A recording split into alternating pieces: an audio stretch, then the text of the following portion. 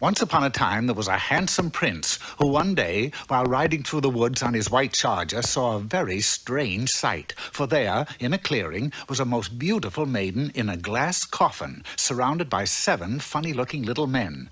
Dwarfs, I believe they're called. The prince quickly rode to the spot and kissed the beautiful maiden.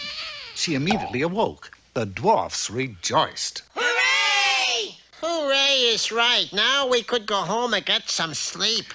And the young girl, whose name just happened to be Snow White, and the prince were married. Soon after, the prince was made king, and they lived happily for many years. Then one day, the king's wife presented him with a beautiful son. At 5 a.m. in the morning. Here, you walk the floor with him this time. And the king did. Night after night, year after year, the king walked the floor with his son, until finally, 21 years later...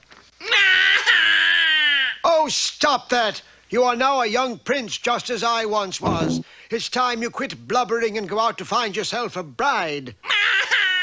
Bride? How do I do that? Well, do like I did. Wander around the country till you find a beauty under a spell, and then you kiss her. That's the way I met your father, son. That's right. Poison apple, wasn't it, Whitey?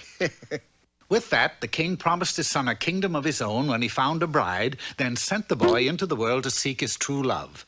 The young prince wandered about for several years with no luck.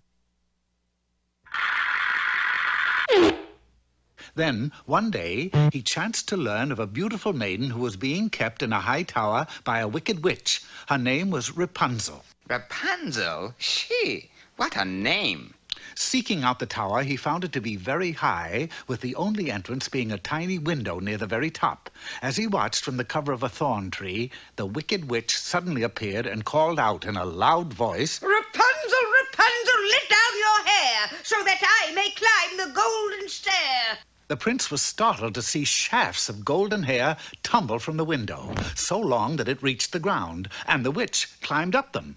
Soon after, the witch clambered down and was gone, and the prince approached the tower and called out just as the witch had done. Rapunzel, Rapunzel, let down your hair, so that I may climb the golden stair. He climbed the hair and found it attached to the most beautiful maiden he had ever seen, and he immediately fell in love with her. Beautiful hairy one, let me take you away from all this. I'm with you, but how do we get out of here? Easy. We'll climb down your hair together. But at that moment, the witch flew in on her broom. So! Which was just as well, for both of them, climbing down Rapunzel's hair wouldn't have worked anyway. Furious, the witch flung the prince from the window. And turned to the frightened girl. I warned you about this. No cooking, no pets, and no visitors. With that, the witch pulled out some shears and cut off all of Rapunzel's lovely hair, then turned and sped away on her broom. Undaunted by this minor setback, the prince gathered himself together and called up to his true love. Don't worry, dear. I'll think of some way to get a rope to you.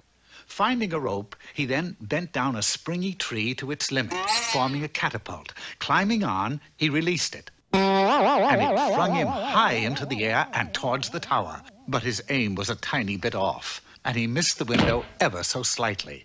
Next, he tied some strong bed springs to his feet and began to bounce higher, higher, and higher, and higher.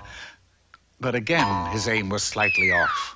You'd better skip the whole thing, dear. The only way you'll ever get up here is to fly.